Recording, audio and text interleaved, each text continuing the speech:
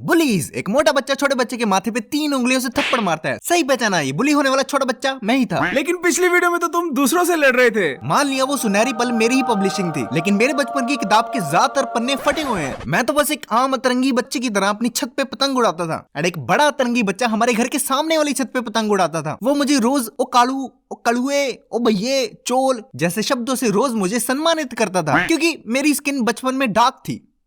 मतलब अब भी है, लेकिन अभी मैं इनसिक्योर फील नहीं करता हूँ। मतलब इनसिक्योर फील करता हूँ, लेकिन अपने स्किन कलर को लेके नहीं।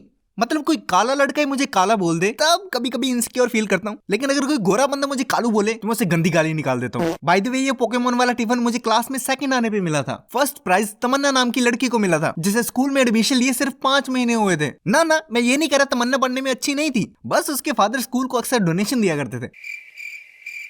हम कहाँ थे? कालू। मुझे पता है बच्चों की कोई रिस्पेक्ट नहीं होती, लेकिन किसी छोटे काले बच्चे की रोज रोज बजाओगे तो वो फील करेगा ना। बीसी क्या आप कर दिया मैंने काला पैदा होके। यही बच्चे फिर बड़े होके गाने बनाते हैं। काले जे लिबास दी शकीन कुड़ी, दूर दूर जावे मेरे काले रंग। तो कान में से खून मत निकालना प्लीज, मैं हेडफोन चेंज करवा दूंगा। अब फीलिंग समझो भाई, रियल है। आयरॉनिकली जो बंदा मुझे कालू कालू बुलाता था उसका एक्चुअल नेम कालू था, लेकिन वो काला नहीं था, वो गोरा था। सोसाइटी तेरे बाप का भरोसा। तो वो बंदा मुझे डेली अब्यूज करता था, एंड बीइंग इंट्रोवर्ट का होदा मैं उसे रिप्लाई नहीं दे पाता था। फिर एक दिन लोहड़ी पे मैंने अपने 2nd नंबर वाले बेस्ट फ्रेंड जगसीर को पतंग उड़ाने के लिए बुलाया। या मेरा 1st नंबर वाला बेस्ट फ्रेंड सचिन था, लेकिन उसके लिए मैं 2nd नंबर वाला बेस्ट फ्रेंड था। सचिन के लिए पहले नंबर वाला बेस्ट फ्रेंड जगसीर था। मित्र के तो आगे मित्र, मित्र के तो पीछे मित्र। तो जगसीर मेरे घर पतंग उड़ाने के लिए आया, एंड सरप्राइजिंगली मेरा दोस्त जगसीर उस कालू का भी दोस्त निकला। देखो अब इस बिगड़ी हुई सिचुएशन में एक आम समझदार व्यक्ति क्या करता है, वो सुलह करवाने की कोशिश करता है कि भाई एक म्यूचुअल फ्रेंड मिल गया, चलो साथ में सब सॉर्ट आउट करते हैं। बट मैंने जगसीर को बोला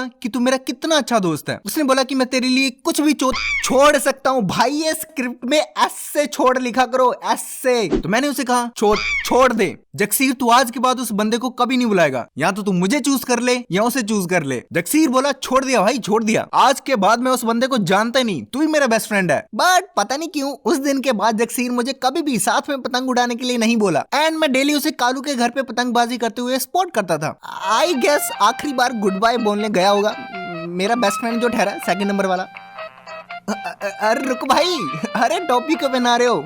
अच्छा जच रही होगी शायद मुझ पे टोपी, है ना? म्यूचुअल फ्रेंड्स बनाने से पहले सभी दस्तावेज और शर्तें ध्यान से पढ़ें, वरना ब्याज में छोटे एल के साथ आपको बड़ा वाला एल मिलेगा। छोटा वाला आपके कच्चे में, बड़ा वाला आपकी जिंदगी में। धन्यवाद। फिर हमने घर चेंज कर लिया, वहां पे एक नेक्स्ट लेवल चकमोद रहता था, नाम था उसका संजीव। मैं रियल नेम इसलिए यूज कर रहा हूँ क्योंकि जितना इन लोगों ने मेरे जीवन में कंट्रीब्यूशन डाला है ना भाई, मेरा भी फर्ज बनता है थोड़ा बहुत रिटर्न गिफ्ट देने का। तो संजीव की उम्र मेरे से दुगनी थी और तिगनी, वो बहुत लंबा और बड़ा था, लेकिन उसका IQ तुम्हारे कच्चे में रखी हुई छोटी सी चीज से भी छोटा था, क्योंकि वो लिटरली मुझसे पूछा करता था ये डोर ढील है या खींचा। आई वाज लाइक बीसी ऐसी हरकतें मैं 5 साल पहले किया करता था, और मुझे पैदा हुए 10 साल हुए हैं। तो मदरफोर्ड संजीव मुझे पतंगबाजी नहीं करने देता था। He literally hates me। वो अपनी छत टाप के हमारे घर की छत पे आ जाता था, और मेरी पूरी डोर माने मांझा वो अपने पैरों से कुचल देता था। और हद तो तब होगी भाई जब मैंने अपने पापा से 150 बार रिक्वेस्ट करके एक 80 रुपए की स्पेशल डोर लेके आया, और हैप्पीली मैं उसके साथ अपना पहला पतंग उड़ाने ही वाला था कि वो फिर से अपनी छत टाप के हमारी छत पे आ गया और बोला ये तो मेरी डोर है जो 3 दिन पहले गायब हुई थी, और वो मेरी नई डोर मुझसे छीन के ले गया। भाई अब पानी सर के ऊपर जा चुका था। मुझे इतना गुस्सा आया मैं कोने में बैठ के रोने लग गया, या मम्मी के पास भी जाकर रोया। लेकिन उस हारमोनियम खोर ने मेरी और उसकी अपनी मम्मी से 50 गालियां खाने के बावजूद मुझे वो डोर तब लौटाई जब अंधेरा हो चुका था और मैं पतंग नहीं उड़ा सकता था। He literally ruined my honeymoon। पता नहीं भाई क्या ही दिक्कत थी लोगों को मेरे साथ। गली में आराम से खेल रहा था, एक बच्चा आया, उसने जोर से मेरे पेट पे थप्पड़ मारा। पहली बात, पेट पे थप्पड़ कौन मारता है, और दूसरी बात इतना जोर से कौन मारता है। वो बच्चा अपनी मम्मी के साथ था, और उसकी मम्मी उसकी ये हरकतें देख के मुस्कुरा रही थी। फिर ये दुनिया पूछती है सुपर विलेंस कैसे बनते हैं। खैर हमारे घर के पीछे वाली छत काफी ऊंची थी जहां 2 लड़के रहते थे। उसमें से एक डेली ब्राउन कलर की सेम हुडी पहन के मुझे रोज पतंग उड़ाते देखता था। तो 1-2 दिन तो मैंने इग्नोर किया, लेकिन तीसरे दिन मैंने पूछ लिया कि भैया आप भी पतंग उड़ा लीजिए। तो उसके साथ वाला बंदा बोला नहीं हमें पतंग उड़ाना नहीं आता, हमें बस देखने में मजा आता है। तो ऐसे हमने 4-5 मिनट बात की और ब्राउन हुडी वाला बंदा कुछ भी नहीं बोला। तो मैंने क्यूरियोसिटी से पूछ लिया कि भाई ये बंदा गूंगा है क्या? तो उसने बोला पहली बात ये बंदा नहीं बंदी है। और दूसरी बात, गूंगा नहीं है, इसे बोलना पसंद नहीं है। ओके, तो तुम्हारी बहन है क्या? ना ना, इसे रास्ते से उठाया था। इसको पहनने को एक ही कपड़ा देते हो? ना ना, 2 कपड़े दिए हैं, एक सर्दी के लिए एक गर्मी के लिए। और खाना भी हम दिन में से एक ही बार देते हैं, वो भी बचा खुचा। भाई मैं उस वक्त इतना इमोशनल हो गया था ना भाई, क्या स्ट्रगल से गुजर रहा है वो। अरे भाई ये बार बार मुझे टोपी क्यों पहना के चले जाते हो? इतनी अच्छी लगती क्या मुझ पे? तुमने कभी मारुति 800 देखी है? हाँ हाँ, ये वाली। ये कार हमारी गली में खड़ी थी, तो मेरे कुछ दोस्तों के मन में चुल मची और खेलते खेलते वो कार के ऊपर चढ़ गए। इतने में कार के ओनर ने छत से देख लिया और वहीं से वो गंदी गंदी गालियां देने लग गया। जितने बच्चे थे वहां पर सब भाग गए सिवाय मेरे दोस्त ने मुझे आवाज दी, करण भाग भाग। आई वाज लाइक, मैं क्यों भागू भाई, मैंने कुछ गलत थोड़ी ना। मेरी कार पे क्यों चढ़ा था? मैं नहीं चढ़ा था। क्यों नहीं चढ़ा? मैंने ऊपर से देखा।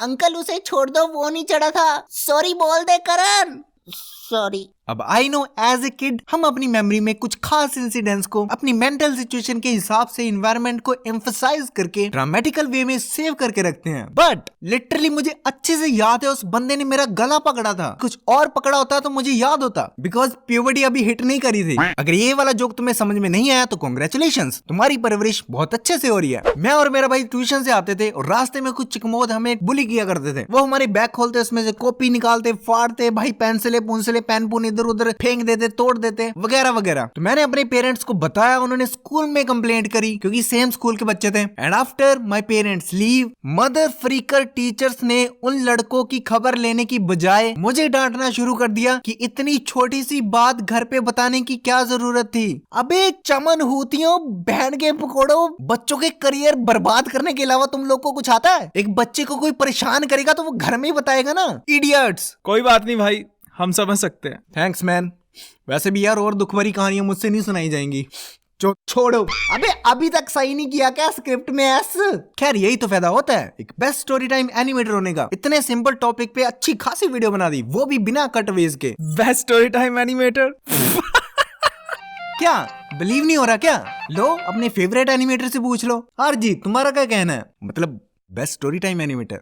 हाँ मतलब वो तो करण ही है। मतलब पफ तुम भी बताओ यार। अरे तुम मुझे बेस्ट स्टोरी टाइम एनिमेटर समझ रहे हो? ना ना ना ना ना, भले ही मैं गुलाबी हूँ लेकिन ज्यादा पसंद तुम करण को ही करोगे। नॉट भाई रुक जा, तू पहले मुंह से पान निकाल फिर बात करियो। मैंगो बॉय, अरे ममड़ा करण है ना बेस्ट। डॉम, हे दोस्तों रहने दे भाई, तेरे 1 लाख सब्सक्राइबर्स नहीं है, सो तेरा ओपिनियन मैटर नहीं करता। अरे अनसब्सक्राइब क्यों कर रहे हो? Come on. अरे इनडायरेक्टली प्रमोट कर रहा था भाई। अरे क्या मतलब साला गंदा डबिंग आर्टिस्ट। अच्छी मिमिक्री लिखो सारे के सारे कमेंट में, वरना देख लेना एनसीसी पार्ट 2 नहीं मिलेगा। हद ही होगी यार, बुली वीडियो में भी कमेंट में बुली करते हैं लोग। कम दी ऑन। कोई नहीं राइटर्स ब्लॉग। गले की ऐसी की तैसी हो गई, गले की तैसी की ऐसी। तो दोस्तों म्यूचुअल फ्रेंड से बच के रहना और सब्सक्राइब कर देना। धन्यवाद।